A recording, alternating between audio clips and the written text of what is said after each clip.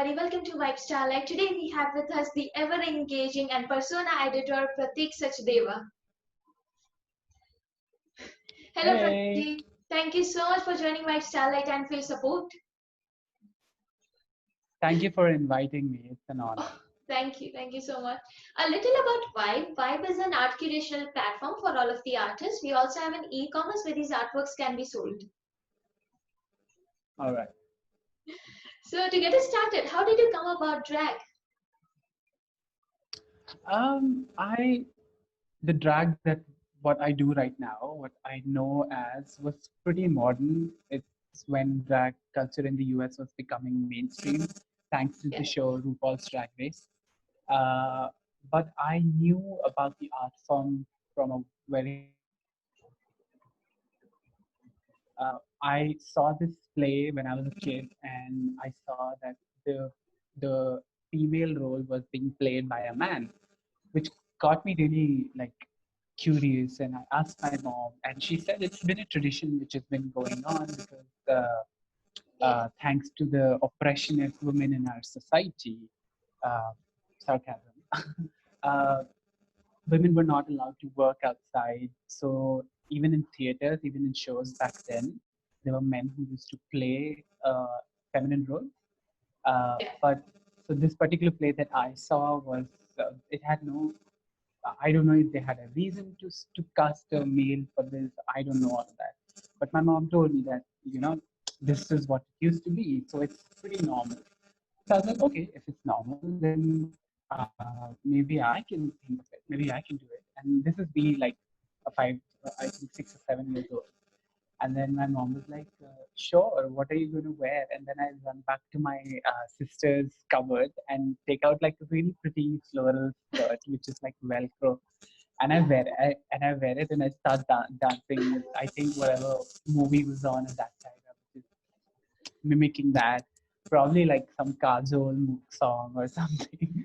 But she was laughing, and I had a great time.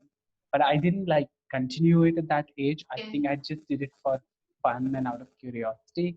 So technically, that has been my first experience with drag, with just like one clothing article and performing for my mom. Uh, so this is like way back. But then when I started drag, what the drag that I'm doing right now is I've been doing that for 3 years now, and Yeah. it just came to a point where I am a professionally trained dancer, and I was fortunate enough to get a full scholarship to go to an esteemed dance school in Australia. I was there for 6 months, and when I came back, I thought things are going to be different for me because now, like, I've studied Yeah. proper dance form and I'm experienced there. I've done a show over there, but it didn't really change. I realized that is when I had also left my academy. So I realized in the market for dancers, or all they're looking for is like muscular, manly men to dance behind the heroine or to lift the heroine or to lift the girls or whatever, which is clearly not me. So I wasn't getting like enough gigs as a dancer. So I Yeah. sort of like was at a stage where, maybe this is not for me. Maybe I'm not meant for. Maybe my face is not meant for. I don't know. The voices in your head just keeps coming when you're having an anxiety attack. So I decided to quit dancing at that time, and I was figuring out what am I going to do with my life. So that is when I decided to join a call center just to keep myself busy and earn something. Uh, but then I realized doing the night shifts over there was Yes. like a different experience for me. I mean, it's a tough job. It's not easy. People think that's the most easiest job. It's not. Waiting for calls and picking up and talking to people nonstop, that is some major exchange of energy and it can affect you. Even though like I was doing really well in the training at the training of the month, and I was doing good cause. They had high hopes from me, but my mental state was going down Yeah. and down and down. At first, I thought it's a physical thing, maybe the shifted time, sleep pattern, and all of that is affecting it, but then it was more of a mental thing. And somehow like talking to a few friends and Yeah. just rethinking all the decisions, I decided to quit the job. And I again was at doing nothing, and that's when my sister decided like she's gonna do some. She's getting bored. She's home. She said, okay, I have a lot of makeup with me, so let's do something. Because when we were kids, she used to paint my nails and put lipstick on me and everything. So she's like, might as well do it now. Doesn't matter, right? I was like, sure, let's do it. Definitely. And that's when I was like, uh, okay, this might be interesting, but I know something called drag, and since I'm already a dancer, my sister can teach me some basic makeup, and I can learn the rest from YouTube. Why don't create something? Because I am free, I'm jobless right now, so let's do it. That's when I started YouTube channel, and all I did was just put cringy ass YouTube tutorials, makeup tutorials over there. But then that's how I started drag. So it was at a point where I had almost given up on things. I had nothing to do. Drag, I can say that like drag has actually saved my life. Wow, that is really nice. So, what is the persona you define through your performances? Uh, my performances are actually like not fixed. I mean, like I said, I'm a trained dancer, so I always get my stage experience. I think that's what drag is about. Like, you don't have to be a trained dancer. You don't have to be a fancy makeup artist as well. Yes. It's about what you are getting to the stage. It's what you are doing to keep the audience entertained. So I obviously have a lot of these dance trainings because I use my personal experiences in drag. Yeah. So my drag personas are generally like they use showgirls and like really pretty female faces. I mean, I can be inspired from just a model standing next to a car in an auto expo show to the girl who's waving the checkered flag when she's starting the race. Like anyone. So for me, all these women have like a really confident aura around them. I like to chat. I like to call it that I'm channeling that, but I think I'm doing a pretty good job. Yeah. So that is really nice. I'm a really big fan of your work, I've got to say. I'm really big Thanks. fan. So you recently performed at Rangila Auto during Pride Toronto. How was the experience Yes. and how did you prepare for that? Oh my God. So that was like first time I ever did a digital thing, and I think it was the same case for a lot of people because I mean, given the current circumstances scenario, that's the only way we had any chance of getting a tip or getting something because we've all of us are like unemployed right now. Yes. So I got pretty excited, and I called up like my drag sisters here in Delhi and like in India basically, and Yeah. asked if they also got the invitation to perform. So they said yes, they did, and then it got me really excited because it's a huge event. There were like 70 plus drag artists uh, from all around the world. I'm sorry, I'm sorry. My dogs. Is it? Can you hear them? Can you hear the dog? Yeah. Yeah, I hear you. Should I continue or should I wait for them to? I'm so sorry. Right now I can't hear you. Should I continue or should I wait for them to quiet down? No, it's alright. You can do whatever you it is convenient for you, whichever is convenient for you. Oh, as long as you can hear me. If you cannot hear me, just let me know. I'll fix it. Yeah, sure, definitely. Okay, good. So yeah, I got really excited to see that there's like a huge lineup. There are a lot of drag artists that I didn't even know from all around the world, and especially like Desi queer artists. So Oh, uh, I was like, gee, there's gotta be something fun. So might as well like shoot a fun video. Like let's put all of our efforts because we're not doing anything. So let's yeah. do it. So um, and then like when the process started, I started shooting, started editing it. I got more and more excited when the day came, the day was close, and then all of us within ourselves are like, I'm dying to see what you did, I'm dying to see what you did. And then the show started. It was 1:30 a.m. and I'm an Oh, early sleeper, So I decided to stay awake just for the show, and we saw the whole show. It was amazing. It was such a great opportunity, and it was. I was happy to be a part of it as well, and all the artists were amazing. So I'm looking forward. If something like this happens again, I would definitely do it. It was really amazing. Even I loved it. So now, how did Better come along, and what was the inspiration behind it?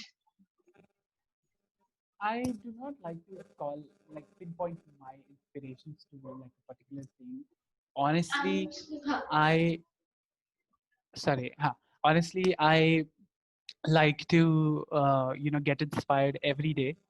I am a lazy ass person, so I need some inspiration every day. So it's just generally like if you really want me to like I would like to be like how Beyonce is on stage. yeah. Uh, can you hear me? Not right now. I can't hear you.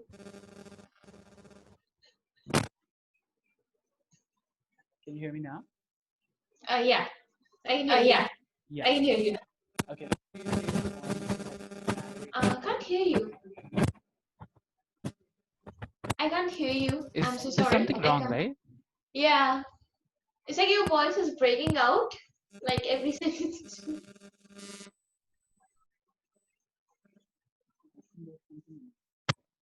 Okay, can you hear me now? Yeah. Okay, perfect. So what was I saying? Yeah. So I wouldn't say inspiration, but I would say I aim to be someone like Beyonce on stage. I aim to be someone as artistic as Lady Gaga on stage. I want to be as super talented as Celine Dion on stage. So I can say I am inspired by every single woman that I know. So I But mean, I'm loving your hair right now. You never know. oh, I get inspired and I decide to wear like a long ass weave and flaunt it around here and there. thank you so much. And I've got to say, you really inspire me, like to express myself and just like don't give a care about the world, what they have to say. So I is think drag about the? there are. I'm so sorry. I couldn't hear you. I'm so sorry. Go ahead. Go ahead. Go No, ahead. no, you can go ahead. I'm so sorry I interrupted you. No, I was just saying that there are a lot of things that we have learned from RuPaul, like things to Yes, do and things that not to do. But one of the things that I really that really hits me, and I think was needed for me as well, that she keeps on saying, "What other people think of you is none of your business." So exactly. I think that is something that I really needed to hear because I tend to think about each and every person and how their response is going to be and how they're going to react, which Yeah, ends up uh, hampering your own creative process. exactly. If not creative, that ends up hampering your mental state Yes, because you are definitely. trying to guess what is going on in their head, which is none of your business. You just keep doing you. Yeah. So is drag about creating character always about creating characters, or sometimes it is about adapting them? Uh, they can be about adapting them if you've given a specific script. If you're playing a character, if you're in a movie or something or whatever. Yeah. But uh, like I said before, it's drag. It's ironic how drag involves so much of makeup, like almost like a mask, Yeah, but then it's the most purest form of it's the most purest expression of yourself, if that makes definitely. sense. It does. Yeah. Yeah. So I mean, I personally feel if it's making you uncomfortable, if it's a lot of effort for you and you're not happy with it, that means that is not the correct style of drag or something like that. I mean, you can obviously try new things. You should try new things, but drag for me, when I personally do it, it's like a a dip in a holy water. Every time I'm in drag, I'm inside the water. When I'm out of drag, I come out. So I'm more refreshed and I'm more energetic. Like my mind is clear. I'm more satisfied with what I did. So it's actually different for everyone. So uh, yes, if you're playing a character that is your own character, then you don't really have to adapt because that's you. That's that's made up in your head, and there's no Yes. script, there's no dialogue, there are no other actors that you have to do it. So it's all impromptu, and you're just that person. You're not suddenly not playing that person. You are Yes. that person. So yeah, I think it's about both. It's about adapting a character or being a character, or yeah. Absolutely. So, is there any particular character that is your personal favorite? Currently, I'm really like obsessed with. I mean, I keep on changing my obsessions, but I'm back to musical theater and Oh, see that 12-year-old Prateek again, who really wanted to move to America and perform on Broadway. And so yeah, I I'm I really I'm going to the classics and I'm watching Dreamgirls again the thousandth time. And yeah, I think all three of them, Dreamgirls is my current inspiration right now. so what are some of the biggest misconceptions about drag and how would you address them? I think the number one misconception that I would like to address is the relationship of gender and drag.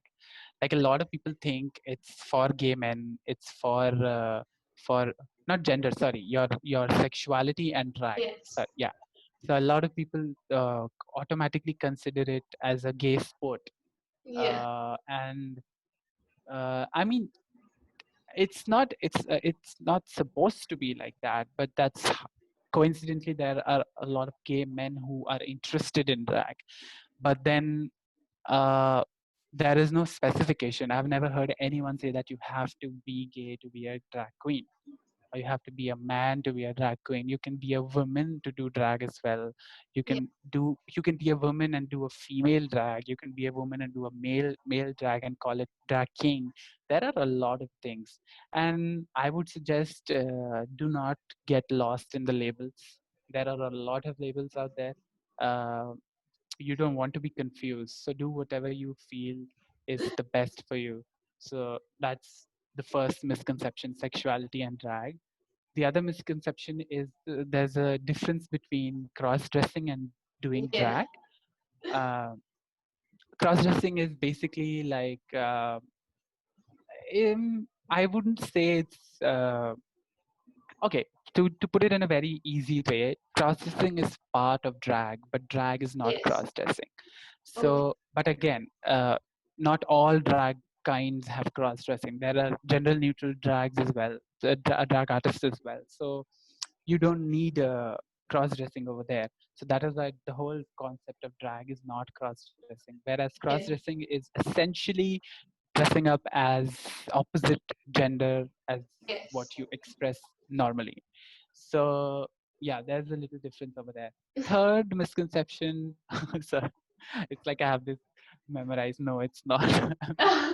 uh, Third misconception is the difference between a transgender individual Yes. and a drag queen. So a lot of people confuse all drag queens, or I should say, all men who are doing female drag. They Yeah. confuse them with trans women, which is not the case, because trans women can also do drag. They do drag, and they still call themselves drag queens when they are on stage in that persona. Yes. But when they are their women self off stage, then they're not drag queens, but they are still women, right? Yeah. So so that I mean, I think it's I don't know if that's the same case in Canada or anywhere else in the world, but Yeah. it's with India, especially with drag, where drag is still fairly new. Yeah. We do not have a lot of clubs who are hosting drag queens, Indian drag queens. Yeah. Uh, no, drag queens in general. So there are still a lot of people who do not know what this is at all. So they would automatically think of something that they already know. So they would be like either, oh, that's a cross dresser, or they must be a trans woman. So there's a difference over Yeah. there. So so to put it easily, trans is who you are, and drag is a profession or something that you do. So you can be anything to do drag. Yeah. And the last misconception, not all drag queens are into sex work. So please get off my DMs and offering me money in exchange for sexual activities. If you are a good person, you play your cards right, you don't have to pay me anything. So, what is the one thing you'd like to share, seeing that we just have had Pride just recently? Um, Unfortunately, like this year's Pride left a very bitter taste to me. Yes. Number one, of course, being locked up inside the house and not be able to celebrate it the way we used to. But something that really, really affected me this year was tokenism. Um, There are all of a sudden LGBT allies throughout the year. They don't give a shit about any one of us, but all of a sudden in June, they want to send you hampers in exchange for posts and stories and videos. They want to send you this. They want to send you that. They want. Uh, I okay, fine. I don't mind receiving free stuff. That's a good thing. But you sort of put it as an obligation that you have to promote our campaign. You have to do it. We are doing yes. this for this. We are doing this for that, and it's good exposure for you. I was anyways gonna make a story because I was excited to get those shoes anyways, but you don't have to like put it like that, right? Yes. But Absolutely. this is still fine. This is still fine. I understand how brand collaborations work, but Yeah. there are certain brands who expect you to do things for free just because it's Pride Month. And I I can't like I can't even count the number of times collectively all the drag queens that I know of who were reached out by these corporates and organizations. Suddenly, like office programs, they want to do an Yeah. LGBT workshop, and you are a big corporation, you can pay, and you were saying it's uplifting the LGBT community. It's not. If you pay the artist that you've hired, that is upliftment. I can Definitely. I cannot do anything with your exposure. I cannot do anything with uh, the 5 minutes audience that I got from your office. They're not going to buy groceries for me. They're not going to pay my rent for me. And hello, I am also going through the pandemic. I am also unemployed right now. So that was something that really like left a Yes. bitter taste in my mouth this year. So yeah, other than that, I was happy that a lot of artists like stood up for themselves. There are a lot of Yes. online digital content being created around Pride by queer artists, and uh, Yes. which was quite impactful this year. Again, It like was very people are impactful. also yeah, people are also like engaged in a lot of online things these days. Yeah. So there was more audience. So that was good. I think we can continue with that. So, what is the one thing you'd like to say to all of our artists and viewers out there? Um, all of the artists, I think, what you can learn from my journey is do not second guess yourself. Most of the times you're right. Most of the times, not all the time. Most of the times. So of course, it's good to get an opinion, but only go to Yes. someone that you trust and someone who you know will give you a Yes. constructive criticism. So do not think a lot. Do not second guess yourself. And yes, we are at home. We are like running out of inspirations and motivations, but look out in the world, in this digital world, you'll find a lot of Definitely. inspiration. And just remind yourself to stay happy and wake up in the morning every day and look yourself in the mirror and say that you love yourself. Definitely. Well, thank you. Thank you so much for that message and those inspirational words. You really inspire me. I really love your looks, and the way that you express yourself is just amazing. And one thing I would like to ask you, what do you think about the white platform? It's a great initiative. It's so Thank you. good. That's why I agreed to talk to you, because I really like, I really admire anyone who's supporting any art form in any way possible, even if it goes to 5 people, 10 people, 11 people, doesn't matter. It's about the conversation. It's about people talking about it, Yes. and yeah, people get to know about artists and what is happening. And I think for throughout the lockdown, for everyone, artists Yes. have been Yes. playing a very important role in survival, because you Yes. are either watching TV, either watching Netflix or YouTube. They're all artists. So we are the actual essential workers throughout this global pandemic. So kudos to each and every artist. And thank you Definitely. for talking to me and sharing my story with your viewers and Thank audience. you. And And uh, thank you for yeah, keep up the supporting. good work. Thank you. And thank you for supporting the white platform. Like a big artist like you, it really means a lot. Thank you. Thank you very much. Thank Thank you. you. Thank you so much. Bye. Thank Thank you. you.